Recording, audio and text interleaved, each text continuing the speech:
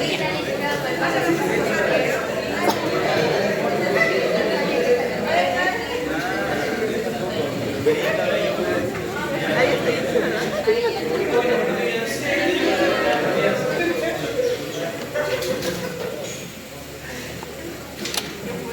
bueno, le doy su nombre y va pasando.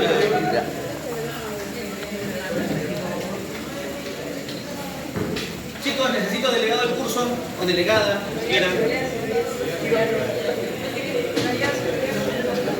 Tiene que no faltar clases. Igual estoy grabando de aquí. Si no lo subo a YouTube.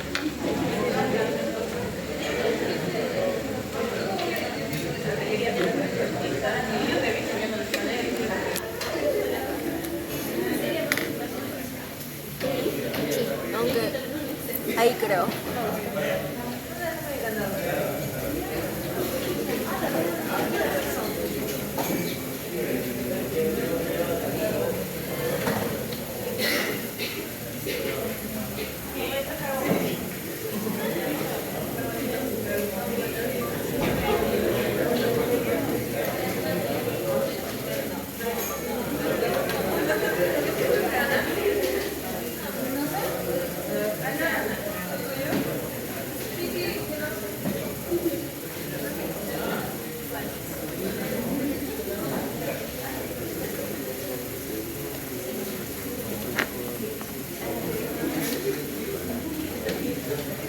A ver, chicos, información general con respecto a la asignatura.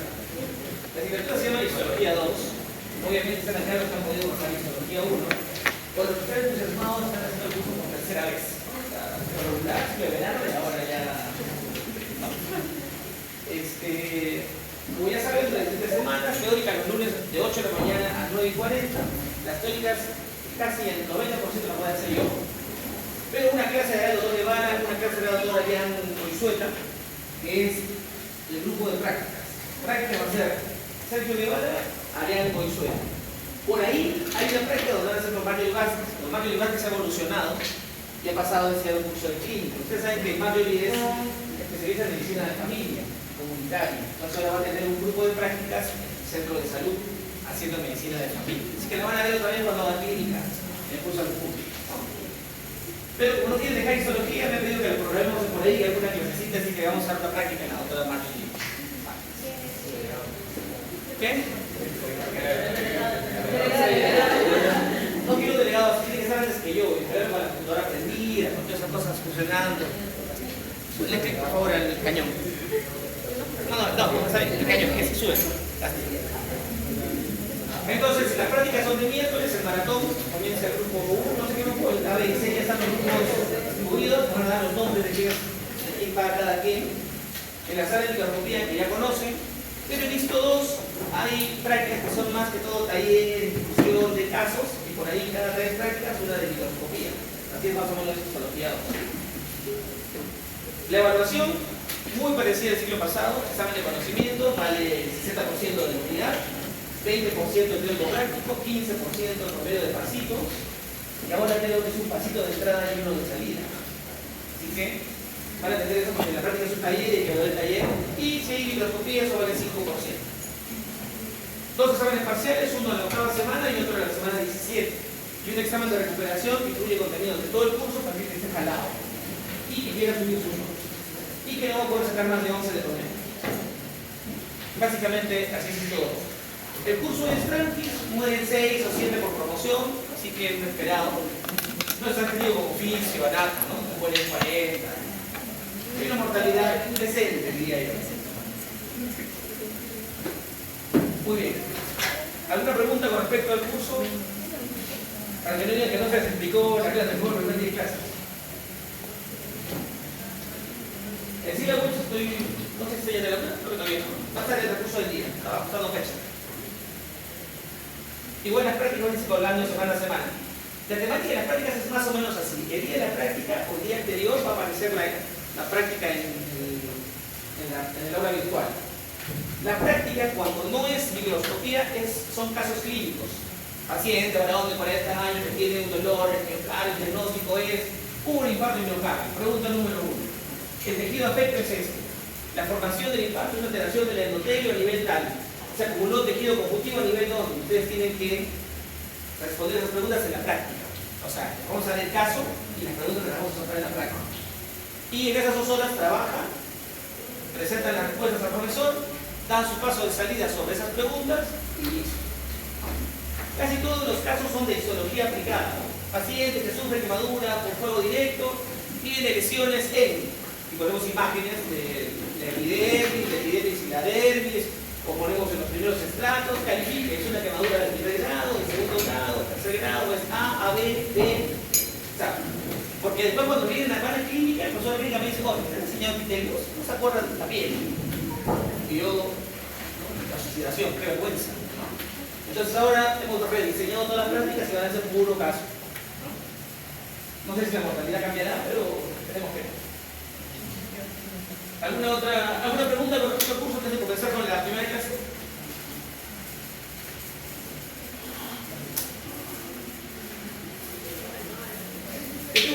Hoy día en el sílabo van a darse cuenta que hoy día aparece presentación de la asignatura, diagnóstico, o sea, chamullo.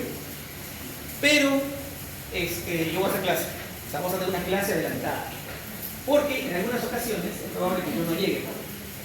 Yo todavía soy esclavo del sistema 2 años, me llaman a reuniones, entonces así me doy y cuando quiero hacer cosas, entonces voy a tener una clase de chepis, ¿no? Una adelantada para que ustedes no sientan mi ausencia y no se retrasen las prácticas, ¿no?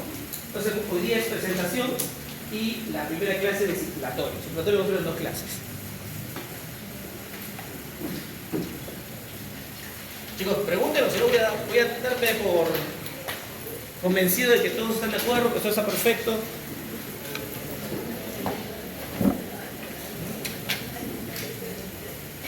A veces ese pedacito de sol nos significa. Esta semana no hay prácticas. Esta semana todavía no hay prácticas, así que el miércoles de la tarde pueden dedicarse a...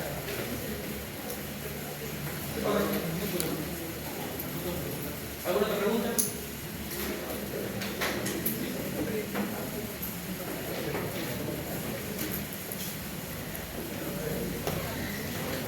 Señor.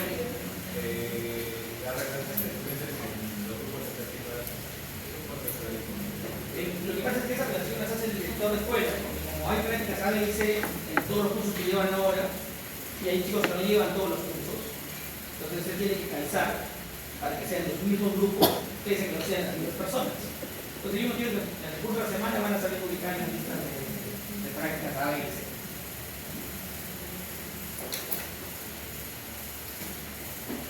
Comentario adicional. Este año, por temas de ley universitaria, para titularse, les piden un certificado de idioma inglés, nivel intermedio B1, me parece, o B2. Uno de los 2 intermedios de inglés. Asumo que muchos de ustedes han estudiado inglés, pero tiene que tener un certificado que sea válido. ¿Y qué es válido? Es que sea de una institución reconocida por el Ministerio de Educación. Por ejemplo, el CEI Internacional, el UPT de Idiomas, puede ser también de convenio con alguna embajada, como el peruano norteamericano o el británico. O que tengan un certificado de reconocimiento internacional, como TOEFL, Cambridge. Con eso presentan su constancia y pueden titularse. Pero la universidad, además, ha puesto un requisito. Para poder matricularse en el inglés técnico, ustedes llevan ¿cuánto en quinto? Para matricularse en inglés técnico tiene que tener ya esa constancia. O sea, el que no tiene esa constancia va a llevar de cargo inglés hasta el próximo año, hasta que tenga esa constancia. Así que el consejo tienen este año para regularizarse el papel y el próximo año, cuando les corresponda matricularse en el inglés, ¿cuál es el inglés técnico? Practicamos doble consola porque entonces, les estoy contando, como para que ellos no sabían qué pasó. Hay un grupo de alumnos que trajo un certificado del instituto, algo de Locumba. Cuando verificamos, ese instituto estaba creado para enseñar agropecuarias. Su oficina estaba en Locumba. Y había estudiado inglés entre diciembre y abril de este año pasado. Cuando revisamos, el instituto no tenía dirección fiscal, no tenía página web, que habían estudiado online los chicos, no tenía correo electrónico institucional. Cuando hicimos la consulta, porque hay que verificar los bromas, cuando hicimos la consulta, el Ministerio de Educación dijo que no estaba autorizado para enseñar inglés. Como 20 diplomas se rompieron. Así que, si quieren hacer algo trucho, recomiendo de que no se arriesguen. El B1 o B2, lo que uno de esos dos es. No, si tienen avanzado, ya pues mejor. O sea, lo mínimo que les piden es el intermedio más bajo, porque hay dos intermedios. Es la calificación que hace la Comunidad Europea en el idioma inglés. Hay un inglés B1 y un inglés B2. Ya les piden el más bajo de esos dos. O sea, ni siquiera es nada del otro mundo. Con el inglés que han hecho en el cole pueden dar su examen en un instituto y lo van a calificar de esa forma. A los que hemos estudiado en colegio nacional, ni siquiera uno que ha venido con un privado que tiene. Adelante, Pedro. Muy bien. Habiendo concluido con estas pildoritas de información elemental, comenzaremos con la clase de hoy. De hecho, cuando Dios se complicó de la histología, dijo, vamos a darle a los humanos algo para que la cosa sea entretenida en su quehacer médico, preparó esta receta que yo dije el siglo pasado estaba formada por solo 4 tejidos básicos. Y dijimos, el ser humano solo tiene 4 ingredientes para ser un ser humano, ¿no? Y parece que fueran más ingredientes, son solo 4. ¿Qué son cuáles? El tejido epitelial, el tejido conectivo o conjuntivo, muscular, evolucionamos al muscular y finalmente nervioso, el tejido nervioso. O sea, todo lo que vamos a ver ahora es un ordenamiento especial de partes de cada uno de esos tejidos para constituir el siguiente nivel de organización histológico de la materia viva, que es el nivel sistémico, ¿no? Ordenémonos. Ustedes saben que la materia viva se organiza en 2 grandes grupos cuando uno la estudia. Un nivel que se llama nivel, ¿cómo se llama? Inorgánico, y un nivel superior o biológico. Perdón, nivel químico y nivel biológico. El nivel químico tiene varios eslabones. Lo más básico de la materia viva, ¿cuál es? Los elementos. ¿Y qué son los elementos del nivel químico? Son todas aquellas sustancias que forman parte de la tabla periódica de los elementos, pero que además forman parte del ser humano. Por ejemplo, el nivel químico más, ¿cuál sería el ser humano? Lo que he estudiado el siglo pasado, seguramente. El sodio sería un elemento, otro, calcio, hidrógeno, el yodo, el carbono, o sea, todo aquello que yo arranco un caso a ustedes y lo analizo químicamente y encuentro un elemento en la tabla periódica, eso es el nivel químico. Luego vienen los compuestos simples, que es cuando un elemento se junta con otro y forma algo muy básico. Por ejemplo, agua, el O2, el molecular, ¿no es cierto? El CO, el CO2, el bicarbonato, todos esos son compuestos simples que forman parte de la materia viva. Estamos en el segundo escalón del nivel químico. Tercer escalón. Ahí nos complicamos un poquito. El tercer escalón es el que han hecho en el curso de biología. Macromoléculas o biomoléculas, en realidad, biomoléculas. Por ejemplo, glucosa, un glúcido, un carbohidrato, un glúcido, un lípido, una proteína, un ácido nucleico, quizás una vitamina, ¿no? Que son moléculas más grandes. Ya son, casi todas son moléculas de la química orgánica y que forman parte ya de una manera más sólida de los organismos vivos. Luego viene el último nivel químico, ¿cuál es? Estamos recordando esto que lo hizo en el colegio. Complejos supramoleculares o asociaciones macromoleculares complejas, ¿no? El ejemplo típico, ¿cuál es? Que no es vida, pero es nivel químico todavía, pero es el último. ¿Cuál? Membrana celular es el ejemplo típico. La membrana celular es una asociación macromolecular compleja. ¿No es cierto? Hoy tenemos, ¿qué tenemos en la membrana? Lípidos, del tipo fosfolípido, y tenemos proteínas, ¿no? Periféricas o estructurales. También tenemos en algunos casos carbohidratos formando glucanes. O sea, tenemos 3 biomoléculas formando membrana y la membrana no es vida todavía. Podemos hablar incluso de asociación macromolecular compleja cuando vemos el ADN núcleo, que está asociado a proteínas que son las histonas, ¿no? O cuando vemos, por ejemplo, un RNA que está leyéndose, también eso podría ser una asociación macromolecular compleja. Y ahí acaba el nivel químico, ¿no? Ahí acabó el nivel químico. Y aparece el nivel biológico, que es el segundo nivel de organización de la materia viva. El nivel biológico tiene su primer representante. ¿Cuál es? La célula. La célula es el primer eslabón del nivel biológico. ¿No? Lo que hizo en citología o biología celular, ahí se estudia la célula. ¿Qué características tiene una célula? A ver, hablemos de sus propiedades generales. Excitabilidad. Describamos una célula con los principios que rigen la biología. Ya, unidad básica, pero ¿qué tipo de unidad es? Unidad funcional. Es una unidad Funcional. funcional, estructural y genética, ¿no? ¿Qué más podemos decir de la célula? ¿Qué? Ya, perfecto. Que toda célula proviene de otra célula preexistente. ¿Qué más? Que todo lo que pasa en un organismo vivo pasa en sus células. Si un organismo come, es porque su célula come. Si un organismo consume energía, es porque su célula consume energía. Y así, ¿no? Y finalmente podemos decir que, ¿qué más de la célula?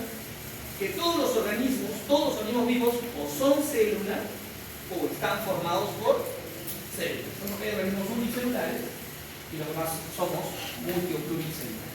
Perfecto. Ese fue el primer eslabón del nivel biológico de organización de la materia viva. Y el segundo eslabón es nuestro curso. ¿Cuál es? El nivel tisular o de tejidos, ¿no? Es cuando las células, ¿qué es un tejido? Definamos un tejido básico. ¿Qué es un tejido?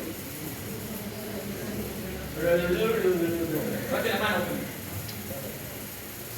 ¿Qué es un tejido? Lo hemos hecho el ciclo pasado, primera clase. Señorita. De células que se unen para formar que tienen una función en común en nuestra vida. Un conjunto de células que tienen una función en común o se organizan para cumplirla. Pero podría ser una célula cada o 2 kilómetros. Y traía toda la defensa diferencial. ¿Qué es un tejido? Vamos a poner de acuerdo. Si es un conjunto de células, ahí sí, apuntamos. ¿Qué más?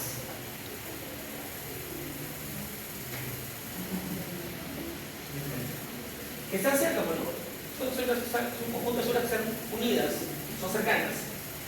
Y además, para que sea básico, cumple una función semejante y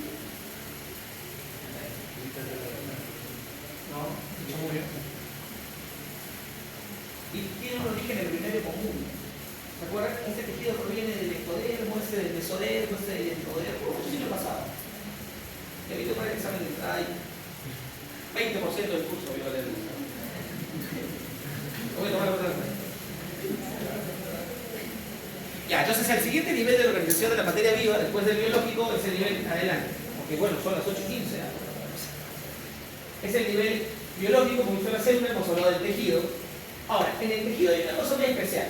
Los tejidos son asociaciones celulares, ¿no es cierto? Pero también los tejidos, las células cuando se asocian forman órganos.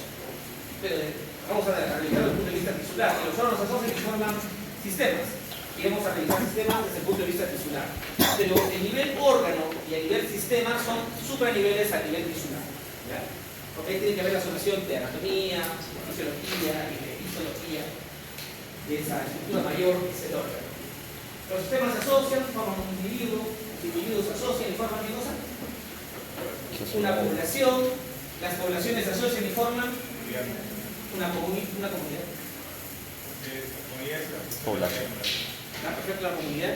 Y las comunidades se asocian y forman Población. Muy bien. Entonces, se dan cuenta que cada nivel tiene diferentes cursos que lo van a estudiar, ¿no? En biología, en química, en histología, luego viene fisiofármaco, luego viene epidemiología, es para estudiar población, por ejemplo.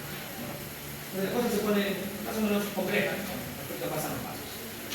El primer sistema que vamos a ver en histología especial es el sistema cardiovascular, ¿no? Y la primera clase corresponde a hablar del... ¿Qué me queda? El sistema circulatorio va a ser hablar del corazón, que es el motivo de la clase de hoy. Cuando salgamos de esta clase, ustedes van a tener que ser capaces de entender histológicamente, cómo está conformado el corazón. Arranquemos entonces. ¿Qué entendemos por circulación? ¿Qué es circulación?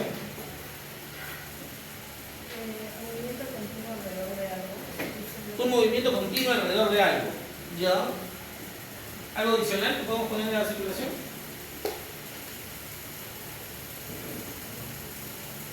Podemos decir también quizás que se da dentro de un circuito, que circulamos dentro de una ruta establecida, como por ejemplo un planeta que está en su órbita. ¿Qué más podemos decir? Que es probable que pasemos varias veces por el mismo punto.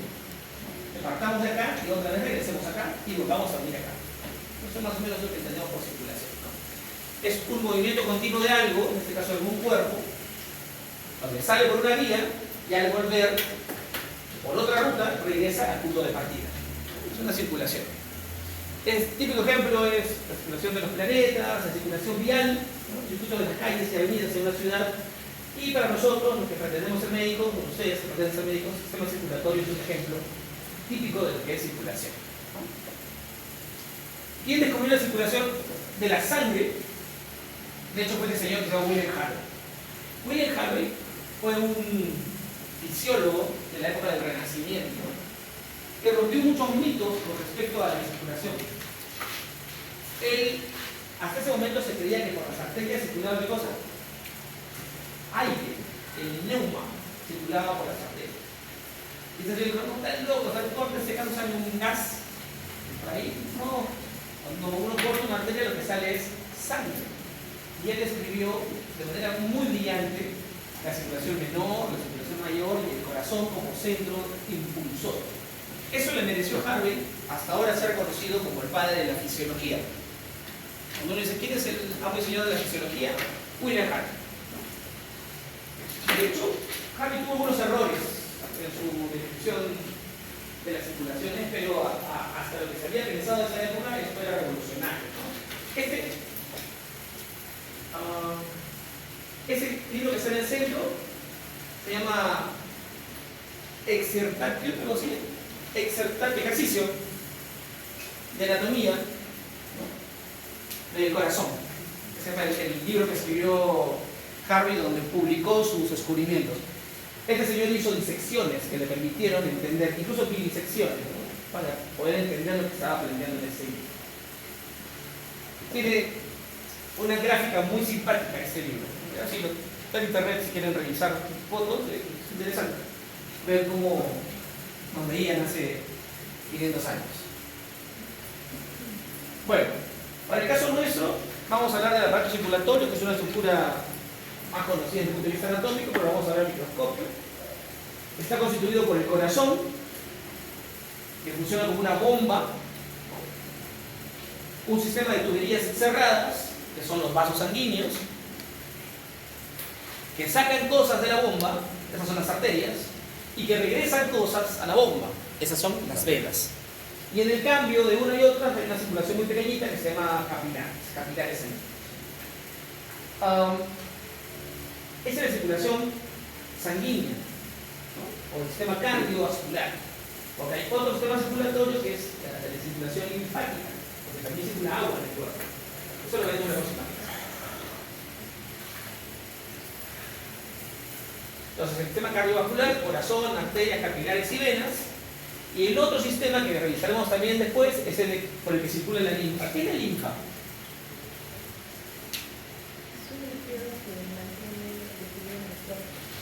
El equilibrio. Ya. ¿Qué es la linfa?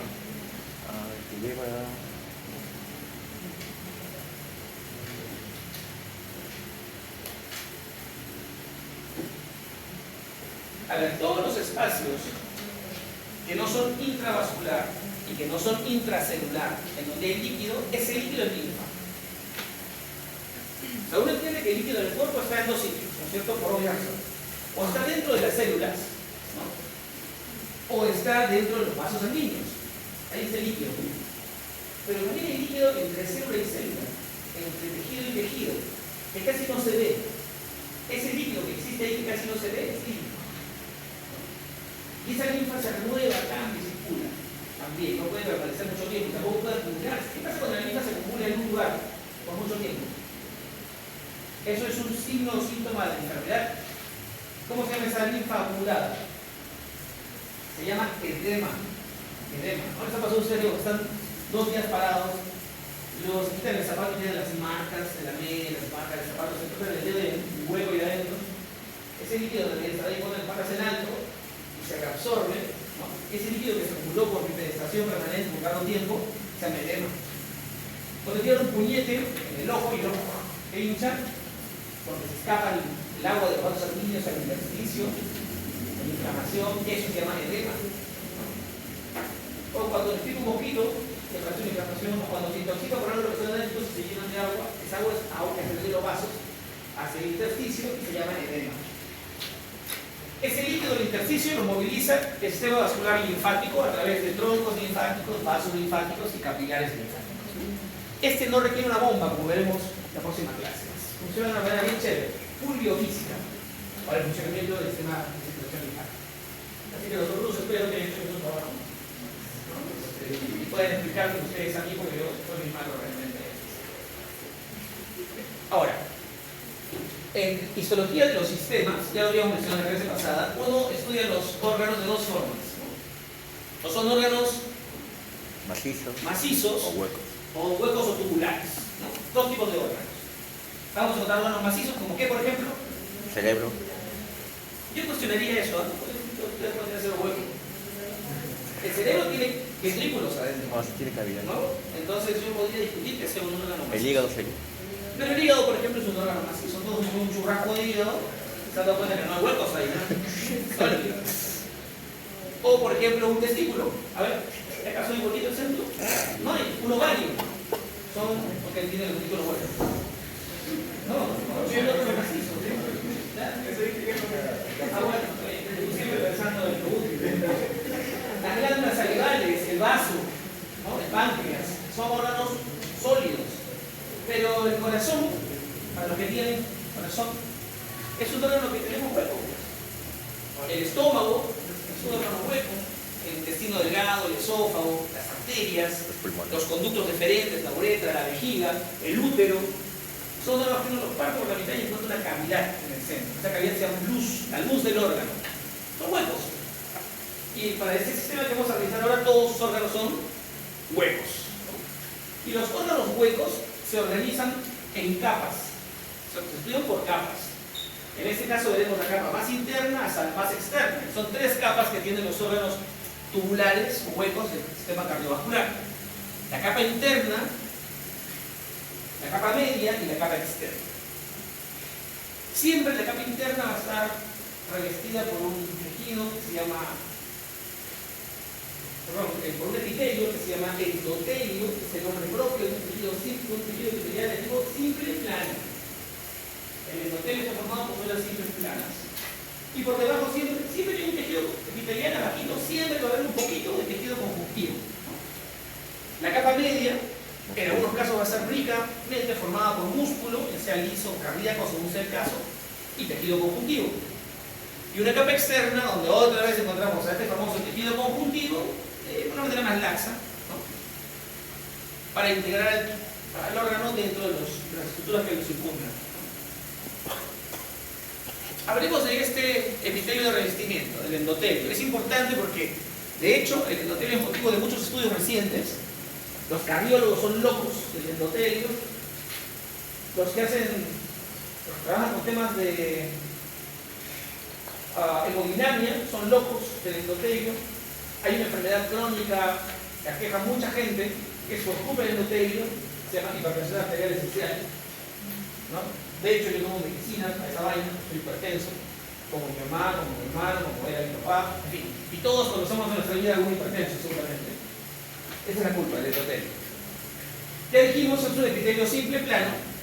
Sus células se llaman artísticamente células endoteliales.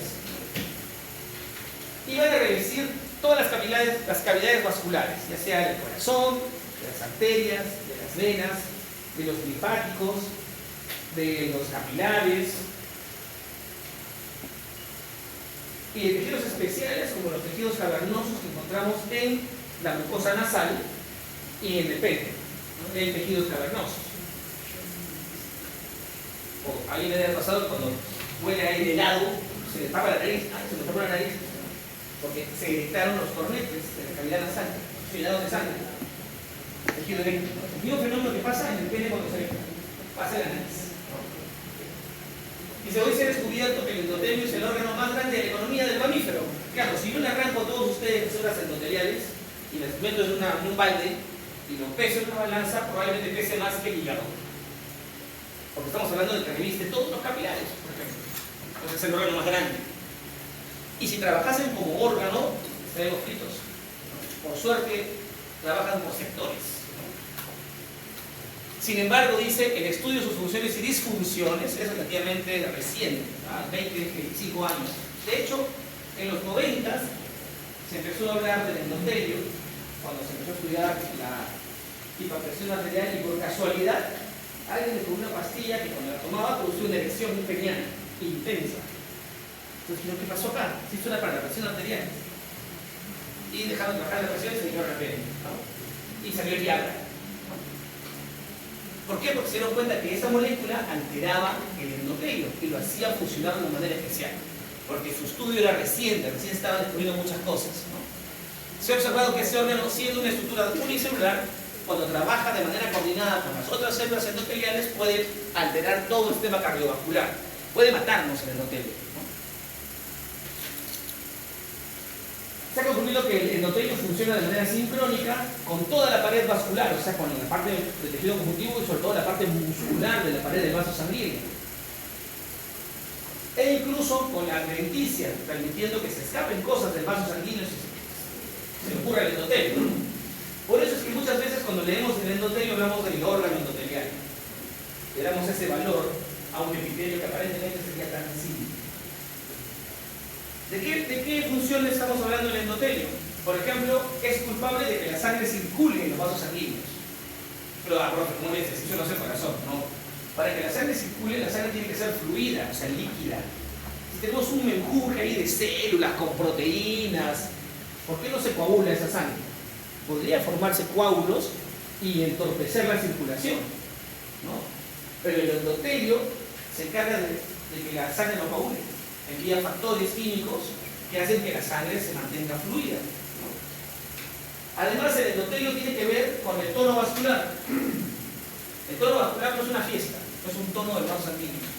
El tono vascular es ese fenómeno que mantiene un vaso sanguíneo semicontraído de manera permanente. No está dilatado y está cerrado, apretado. Está semicontraído. Uno lo toca y tiene un tono, esa pared del vaso sanguíneo.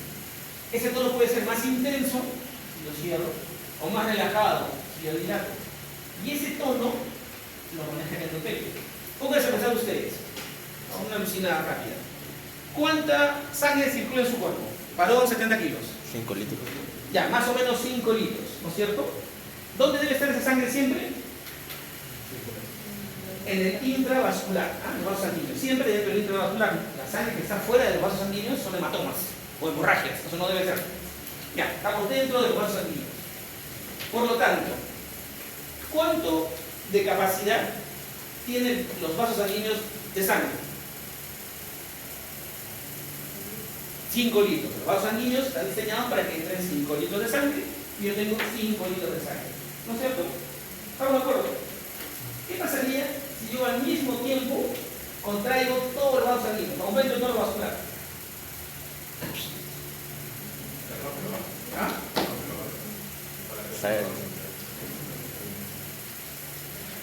Voy a tener un continente, el continente es el vaso sanguíneo, ¿no es cierto? Y un contenido. El continente se reduce, por lo tanto el contenido no va a querer entrar dentro del continente. Sube la presión. ¿Y qué hace para salirse? Empuja la pared, ¿no?, de los vasos sanguíneos. ¿Cómo se llama eso? ¿Cómo se llama la fuerza que emite el líquido dentro del vaso sanguíneo? Es presión. ¿Y esa presión dentro de esa arteria cómo se llama? Presión arterial. Presión arterial. Entonces, si yo reduzco la luz y la sangre sigue siendo la misma, ¿cómo va a estar la presión arterial? Alto. ¿No? Alucinen que los modelos se pongan rabiosos, contráiganse y no se relajen nunca. Paciente hipertenso. Hay que darle drogas para que se relajen, que recuperen el tono regular. Pero eso no es lo peor. ¿Qué sería lo peor? Miren, están los vasos sanguíneos todos contentos, 5 litros de contenido de continente para 5 litros de contenido. Y en un momento los vasos sanguíneos dicen, y el endotelio dice, sé que ya me cansé de escribir, relájense. Y se relajan todos los vasos sanguíneos. Tengo un contenido de 5 litros y mi continente, que era de 5 litros, se convierte en 8 litros. ¿Qué pasa con la presión arterial ahí? Disminuye. Baja. Cuando baja así, eso se llama shock, una bajada importante de presión arterial. ¿La sangre va a poder tener presión para golpear las paredes de los vasos? No. Y si no tiene presión para golpear las paredes de los vasos, ¿ustedes creen que se van a poder irrigar bien los órganos? No. ¿Quién va a sufrir primero? Cerebro. Segundo, riñón. Porque no hay perfusión para que la sangre se filtre, para que la sangre irrigue el cerebro. ¿Qué pasa con el paciente? Si yo no resuelvo eso en menos de un minuto, ese paciente se muere. Entonces, quien maneja ese tono, eso pasa, por ejemplo, cuando uno es alérgico y le pica una abeja. O cuando uno es alérgico y le mete una alergia a la penicilina y le ponen una inyección de penicilina. El endotelio le dice, muérete, y ¡fum! Y se le quitan todos los vasos y el paciente en el shock por alergia y se muere. Porque la sangre se dice que la sangre se encharca. Es un charco, pues. El corazón quiere bombear, pero bombea nada, aire, porque todo está lleno de aire, porque se ha dilatado el continente y el contenido quedó chiquito. Entonces, de ese tono vascular que estamos hablando es culpable del endotelio. O sea, hay cardiólogos especialistas solo en endotelio y en dinámica vascular, ¿no? Que vean lo importante del asunto. Pero además el endotelio tiene que ver con la defensa, porque participa en la inflamación, en la respuesta inmune, en los procesos de embriogénesis, en la formación de nuevos tejidos, en la histiogénesis, cuando se forman los órganos, participa cuando se genera una cicatriz, me corté un pedazo de brazo, esa cicatriz, endotelio, en la formación de nuevos vasos sanguíneos o angiogénesis, y cuando se disipan los tumores de un tumor original se llama metástasis. O sea, estamos fritos, pues. El endotelio es demasiado complejo. Hay libros solo de endotelio. De hecho, en la universidad un docente hace unos años escribió un libro sobre endotelio. Es un chévere ese libro. El doctor Gil Flores, que trabaja en acá, fue financiado por la universidad. Produjo ese libro, lo presentó en Colombia incluso. El libro está en la biblioteca sobre endotelio. Y está chévere porque es un libro de muchos gráficos que hablan de cada uno de los circuitos estos. Cómo se da el fenómeno inflamatorio, cómo se da el fenómeno de anticoagulación o antitrombolización, la fluidez, etc. Sería bueno que le den una revisada, si tienen tiempo, y si no tienen tiempo también sería bueno que le den una revisada. Y ahí está pues un vaso sanguíneo, ahí está el endotelio revestiendo la cara interna del vaso sanguíneo y están las funciones que tiene el endotelio. Producción y liberación de sustancias vasoactivas, inhibición de la agregación de plaquetas, efecto anticoagulante, transducción de fuerzas mecánicas para ver lo que es cuando me relajo, cuando me contraigo, adhesión de células mononucleares y polimorfonucleares, superficie antitrombótica que es profibrinolítica, o sea, evita que se formen coágulos y disuelve los coágulos que ya se van formando, migración celular mononuclear y polimorfonuclear, favorece la salida de células cuando hay fenómenos inflamatorios, por ejemplo, para que vayan a atacar la inflamación, control de la permeabilidad de los vasos sanguíneos y control del crecimiento y migración de células cuando hay células que no son las adecuadas, ¿no? Habíamos hablado de cáncer, metástasis, esas cosas. Entonces el endotelio tiene una función muy importante en todo eso. En la clase del corazón nos hemos demorado media hora hablando solamente de su epitelio, ¿no? Y que es el epitelio de todo el sistema vascular. Aquí hay una imagen que muestra un vaso sanguíneo, cualquiera que fuese este, y acá adentro se ve el tapón de muerte, el tapizado que tiene de células endoteliales. Son células planas, son simples, una sola capa, tienen uniones importantes entre ellas, aquí todas las células uniones que conocen, ¿cuánto? Superficie lateral de la célula endotelial, de la célula epitelial. ¿Conexiones? ¿Cómo se llama la unión más alta? Es completa. Ah, eso. ¿Conexiones? Sódula occludens. Por debajo de ella, sódula adherens. Este tiene muchos desmosomas. También hay uniones comunicantes, ¿no? Chicos, si no tienen la histología acá, la básica, yo voy a perder tiempo. O lo voy a hacer, siempre con la cara chistosa de que están entendiendo, pero ya no están entendiendo mucho. Tienen que mantener una revisión de lo que han visto, porque en el examen puede venir esa pregunta, ¿no? ¿Cómo se llama la unión más alta entre las células endoteliales del epitelio vascular? Y yo les voy a poner que la respuesta sea sódula occludens, y ustedes van a decir, no, pero eso era el siglo pasado, ya lo borré de memoria. ¿O no pueden hacer eso? Y aquí se ve una zona endotelial como está ubicada tridimensionalmente dentro de un vaso sanguíneo. ¿Y qué es esto? A ver, describan la imagen. ¿Qué es? ¿Me escucha acá?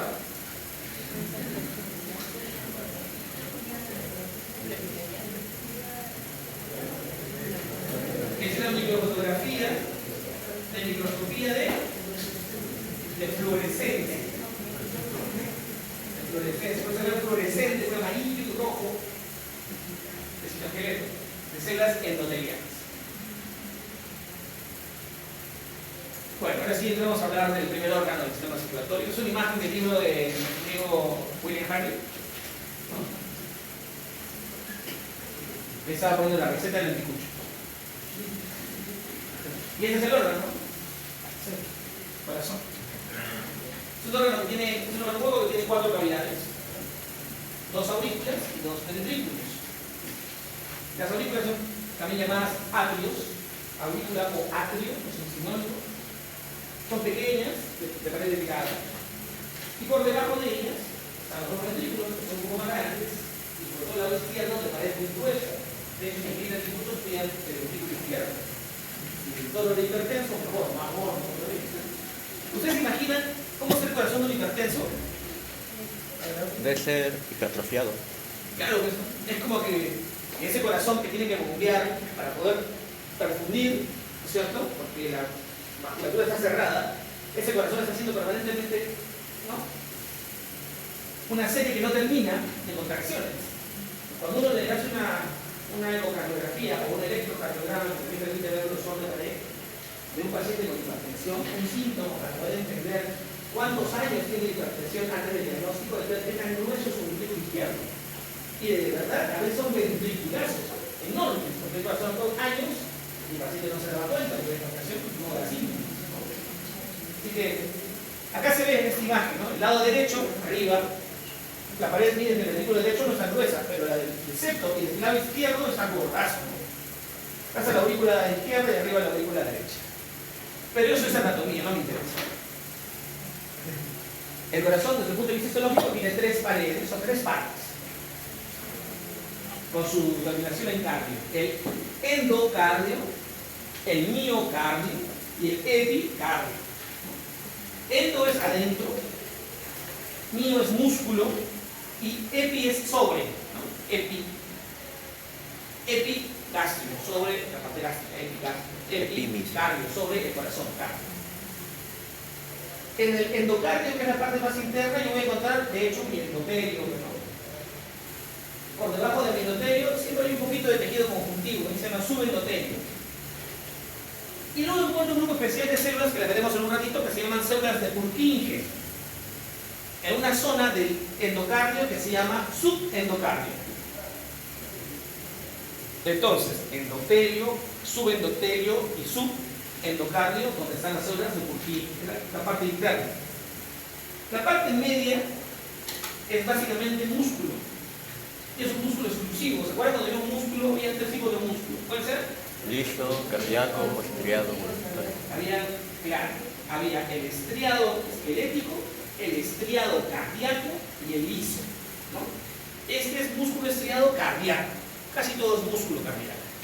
Pero ese músculo cardíaco tiene que insertarse, ¿no?, en algunos sitios. Esos sitios son tejido conjuntivo formando un esqueleto cardíaco.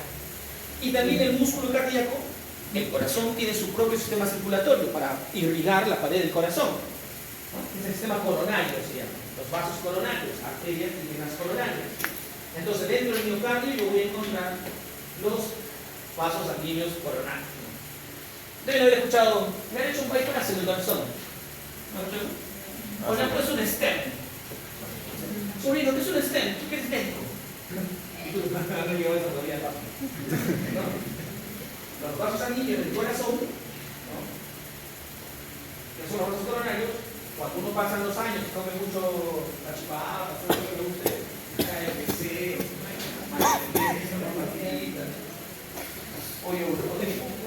ese vaso sanguíneo se llena de grasa, se cierra y se pone tan chiquito y ya la sangre no pasa. Y si la sangre no pasa, el corazón sufre y duele. mágico nos dejó ella, ¿no? Duele. Entonces, o él, no sé. Entonces, yo tengo que agrandar ese vaso sanguíneo, entonces le tengo por un catéter, una especie de sombrilla, es como una sombrilla pero entera. Entro y ¡pum! ¿No? Es una esténica. Es como un tubito que entra cerrado así, chiquito, entra dentro del vaso sanguíneo, lo suelto y el tubito se y ¡pum! Dilata el vaso sanguíneo. Es una esténica. Y un bypass, ese es un bypass. Saco un pedazo de una vena de acá, la llevo y hago un pase. Al final esa cirugía, difícil, ¿no? Cirugía cardiovascular. Y hago un bypass para que no pase por la zona cerrada, sino pase por un costado. Como que genere una pista nueva, una ruta nueva. ¿No? Hay gente que tiene cirugía cardiovascular en 3 bypasses, o le ponen 4 stents. ¿Dónde trabajan? En miocardio, porque ahí es donde están los vasos sanguíneos del corazón. Y finalmente el epicardio, yo voy a encontrar un subepicardio, es básicamente este tejido conjuntivo, voy a encontrar también una bolsa serosa que se llama pericardio, que la veremos en un rato. Acá hay una imagen que muestra un corazón, que yo tengo por el endotelio, que es la cara interna, el endotelio, por debajo del endotelio, el subendotelio, y el tejido conjuntivo. Estas cosas amarillas que se ven acá son las células de Purkinje, entenderemos qué son las células de Purkinje. Todo esto gordo de acá, miocardio, músculo estriado cardíaco, y esto de acá es el epicardio y acá se ve el pericardio. Algo interesante. El corazón es como que un órgano que se contrae de manera automática. Es decir, nadie le dice al corazón, oh, contrae, porque no me contrae, no, nadie le puede decir eso, el corazón no tiene que contraer. ¿Cuántas veces se contrae el corazón? No lo sé, pero por lo menos en el Perú, 80 años, ¿no? Promedio de vida. Es más, un signo de muerte es cuando el corazón ya no late. Fácil, ¿no? El diagnóstico de muerte incluye ausencia de latido cardíaco. Pero ¿quién le dice al corazón que lata? Nadie. Yo le puedo decir al corazón que lata más rápido. O sea, yo no, sino la circunstancia. Por ejemplo, a la chica me gusta mucho. Voy a hablar esto. O voy a ir a correr. O voy a hacer el amor.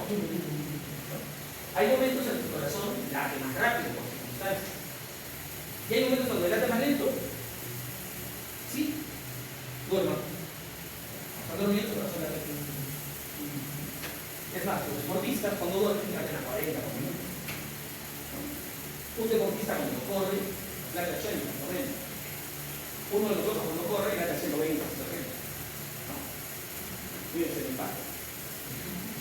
Pero ese latido nace en el corazón porque el corazón tiene un propio sistema de impulso, de generación, de contracción. Y tiene una ruta. Todo comienza en la aurícula derecha. Ahí está el foco derecho, el chispazo de inicio, en un lugar que se llama nodo sinoauricular, o senoauricular, también conocido como nodo sinusal. El nodo sinusal comienza el latido, el impulso es seguido de manera ordenada por el siguiente nodo, que es el atrio ventricular, que está en el lado derecho entre la aurícula y el ventrículo. Ahí está. Primero dices, ya, te sigo, y siguen los demás, ¿no? Luego viene un haz, que se llama haz atrioventricular o haz de His, que viene por el centro, o sea, aurícula derecha, base de la aurícula derecha, el centro. Y de ahí se distribuye por todas las células del Purkinje. ¿Dónde estaban estas células? En el subendocardio. Entonces toda la pared del corazón finalmente recibe el impulso y se contrae. Y hay fibras de transición entre el sistema de conducción y las fibras musculares. Eso significa que el corazón siempre va a latir así, de arriba para abajo, y hace lunga. Y con un ritmo, ¿qué es ritmo? Ahí yo te sé que tiene ritmo, ¿no? Yo veré también. Tiene un paso. Ahora es que hasta el ritmo, ¿no? De los chicos, ritmo es esa cadencia que hay de tiempo semejante entre latido y latido. Siempre hay el mismo tiempo entre latido y latido. Lunga. Puede ser más rápido, pero hay ritmo. Hace el reggaetón el ritmo, la salsa el ritmo, la balada el ritmo, que los tiempos son constantes. Los tiempos de la música, tempo, se llama esa música. Entonces hay ese ritmo. ¿Quién marca el ritmo siempre? ¿Quién? El sinusal. El sinusal, que comienza. Dicen, chicos, comencemos. Dunga, dunga, dunga, ¿no? Sinusal. Por eso dice que el ritmo cardíaco siempre debe ser un ritmo sinusal. Ese ritmo es entre 60 y 100 latidos por minuto, es normal. Por debajo de 60, se dice que el latido es lento, es bradicardia. Pero si es dunga, dunga, dunga, hay ritmo, ¿no es cierto? Bradicardia es sinusal. Por encima de 100 se dice que es taquicardia. Dunga, dunga, dunga, dunga, dunga. Pero si hay ritmo, es taquicardia sinusal. ¿Qué pasa? Acá está la imagen. Acá está el sinusal, el arco ventricular, el haz de His y la de Purkinje. Esa imagen es. ¿Qué pasa si yo le mando un infarto acá? Mato esta pared. Entonces, ¿Cómo? El del mando. Claro, lo que pasa es que si yo mando este tejido de acá y mueren las sinusales, algunas, entonces su fuerza va a caer y va a ser. Entonces la de acá va a decir, oye, ¿qué pasa? Ahorita no fuerte, no te escucho. Y el otro va a decir, necesitas muerto. Yo tomo el mando. Dum, dum, dum, porque es el arco ventricular. El otro no ha muerto. El otro sigue, dunda, dunda, dunda, dunda, dunda, dunda. ¿Qué es eso? Arritmia. Es una arritmia cardíaca. ¿Y un paciente puede ir con arritmia? Bueno, hay arritmias suaves, lo que pasa 80 latidos al ventrículo y puede que no viva. Ahora hay arritmias en donde son dunda, dunda, dunda, dunda, dunda, no pasa ni un latido al ventrículo, el paciente muere. Entonces yo tengo que poner ahí un marcapaso, un externo que cae a los dos, ¿no? Al sinusal, que cae el arco ventricular y mano, el latido del ventrículo. ¿Qué pasa si yo mando un infarto acá? Acá. O acá. Todo comienza bien, pero las señales que deben pasar acá no pasan. Y esta zona va a latir mal. ¿Cómo se llama eso? Se llama bloqueo. Hay un bloqueo de la conducción en un pedazo del terreno, del músculo, y el impulso no llega bien hasta el final. Los bloqueos también pueden generar arritmias y también pueden generar insuficiencia cardíaca y pueden matarnos, ¿no? Dependiendo de qué tanto se bloquee. O sea, esto de acá de la clase de día es 3 años de residencia para llamarse cardiólogo, ¿no? Y diagnosticar, pues, el cardiólogo encuentra lo que es, se murió la coronaria anterior izquierda, ramada superior. Ah, no, se murió la infracoronaria lateral derecha, rama inferior, doblado izquierda. ¿No?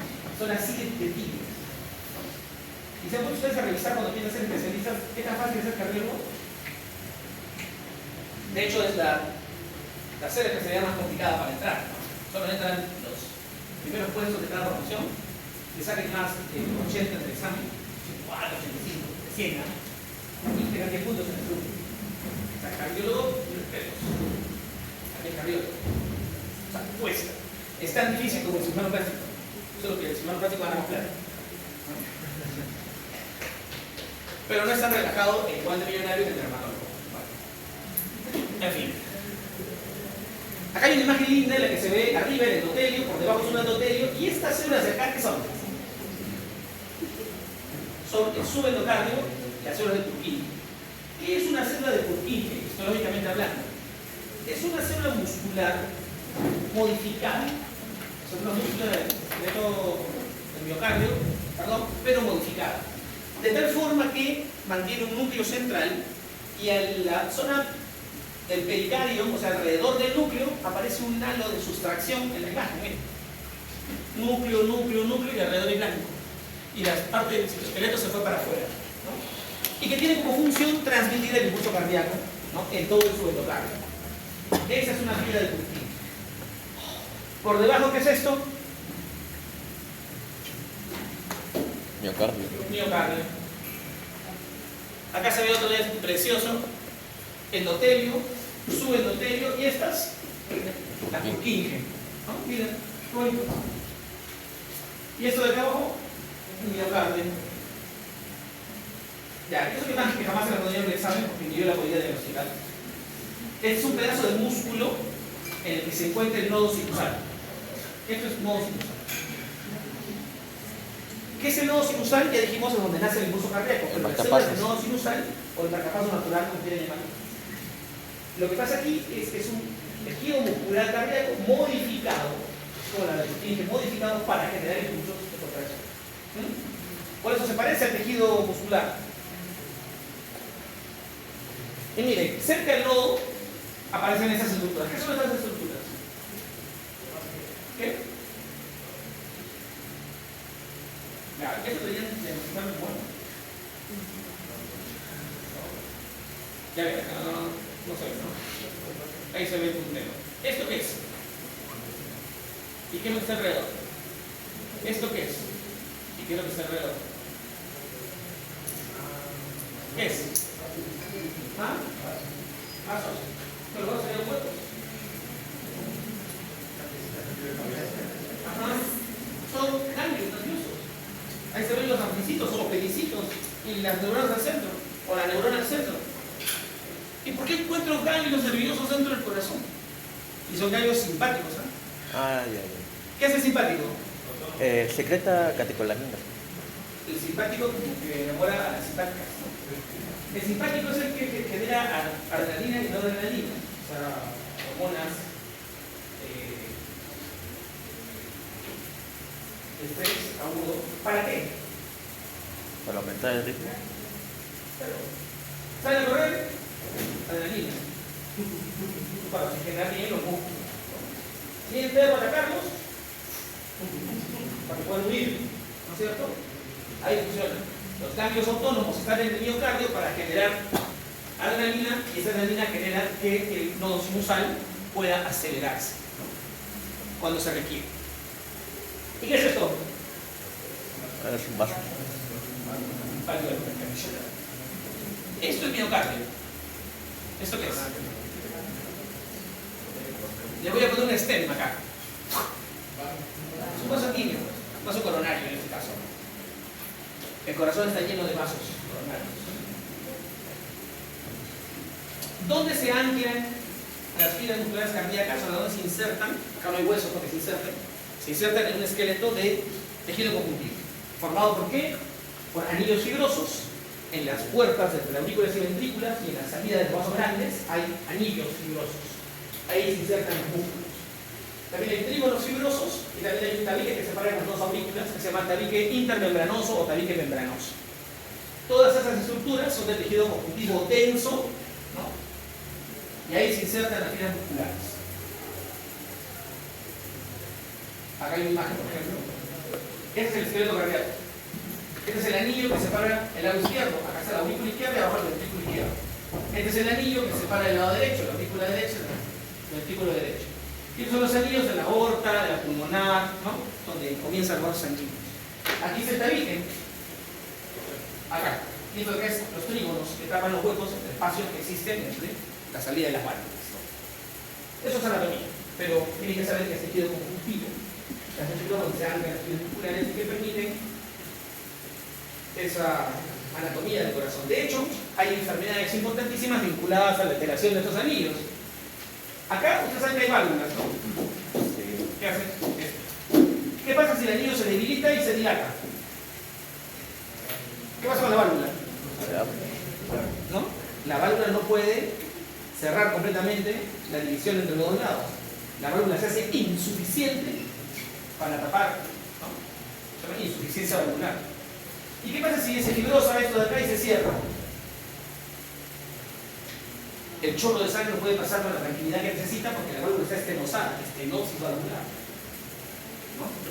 Son enfermedades del corazón, insuficiencia valvular. De hecho, en esos casos hay que hacer cirugía, sacar la válvula y poner otra, mecánica a veces, de mecánica, ¿no? Reemplazo valvular o trasplante de válvula de cadáver. Chamba para el cirujano cardiovascular. Acá hay dos cirujanos, hay todos médicos que trabajan, ¿no? El cardiólogo, que ve todo por medicinas, y el cirujano cardiovascular, que es el que entra a cortar y preparar los niños. Finalmente, el corazón está envuelto con una telita de tejido conjuntivo revestida de mesotelio. Esa telita está pegada al corazón, luego hay un espacio libre y otra capita más. Tiene dos capas, una visceral y una parietal. Y se llama pericardio. Si yo saco un pedazo de la pared, tengo miocardio, todo eso es el pericardio. Este es el pericardio visceral, el espacio pericárdico y el pericardio parietal. Este espacio está lleno de un líquido seroso que hace que el corazón acaricie con cada latido el pericardio. Pero si yo lesiono el músculo, sale sangre, se llena de sangre el pericardio. O si el pericardio se inflama por una bacteria, por ejemplo tuberculosis, se llena de líquido el pericardio. O si hay una bacteria estafilocócica, una sepsis, se llena de pus el pericardio. Y si el pericardio se llena de pus, el corazón no puede expandirse y también hay algo que se llama taponamiento cardíaco, ¿no? Y que también suele ser mortal, se le mete una aguja y saca, porque está prohibiendo ahí impidiendo ahí el latido. Es el pericardio, la hoja visceral. Ahí tenemos una imagen, por ejemplo, del pulmón derecho, pulmón izquierdo y corazón. Más o menos el corazón ocupa un tercio de la base del diafragma. Y así se debe ver la radiografía del pulmón normal. Un radiólogo te podrá decir cada pedacito. Y si ves una alteración, te va a decir, no, hay una hiperplasia, una hipertrofia, una deformidad, una desviación, en fin. Esta es una radiografía normal. Pero miren esa de acá abajo. Acá tenemos un corazón taponado. El pericardio tiene líquido. El corazón se ha deformado. No puede expandirse, ¿no? Cuando yo tomo una radiografía de esto, se ve así. El corazón no tiene líquido. Yo llevo una aguja y saco el líquido del corazón. Claro, se puede morir con la aguja del paciente, ¿no? Pero también se puede morir con el taponamiento. Con la aguja tiene probabilidad de vivir. A lo que les interesa, cardiovascular es una especialidad muy chévere. Rompan el mito de que solo los primeros de la profesión pueden ser cardiólogos. O por lo menos intenten, si les gusta. Hay alto billete de cardiología. Pero ¿cómo hay tanto billete de cardiología? Porque todos conocen el hipertenso, ¿no? Demasiados. Para que un paciente se opere, tiene que ir primero al cardiólogo, que es un riesgo cardiovascular. O sea, para todos hay que ir cardiólogo. Los deportistas tienen cardiólogo. Los medicamentos de hipertensión son tantos que los cardiólogos prueban sus consultas. Y los laboratorios que envían a congresos, pastillas, secretaria, y aquí quieren llevar al congreso del cardiólogo. Entonces, es interesante la especie. Bueno, y los que les gusta el corazón de otra forma, tienen el corazón cerrado.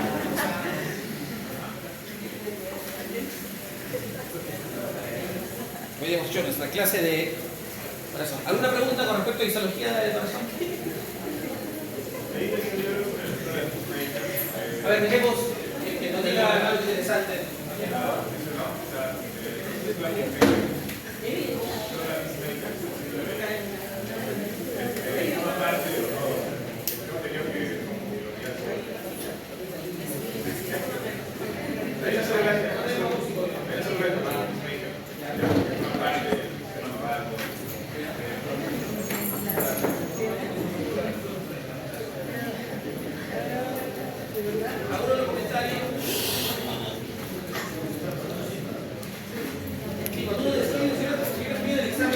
Describa la morfología de una célula de Purkinje, pero digo, del subendocardio, de una célula alargada, que es una célula muscular cardíaca modificada, que tiene un núcleo central, y en la observación se aprecia un halo blanquecino o de sustracción alrededor del núcleo, ¿no? De hecho, es la forma fácil de reconocer una célula Purkinje, hay blanco alrededor del núcleo.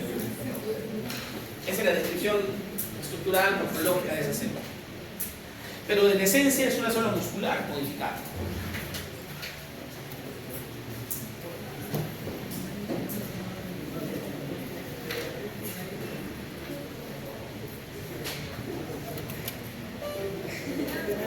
¿Alguna otra pregunta? Quedan 38 minutos.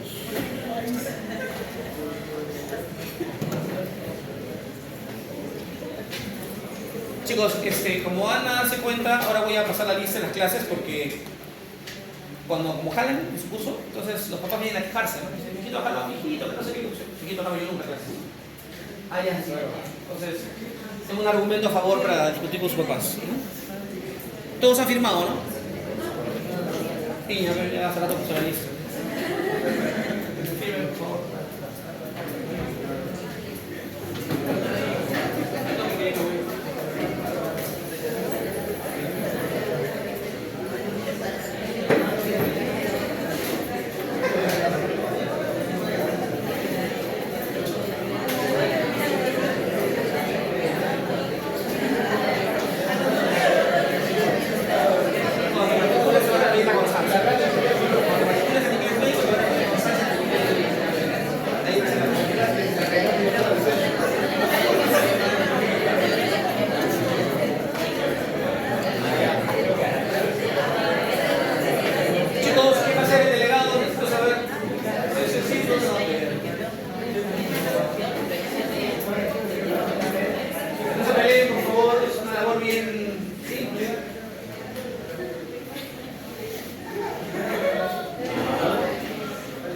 A pedido del público dice que va diciendo César el universo una llama. Es más negociante, siempre pide cosas sexuales.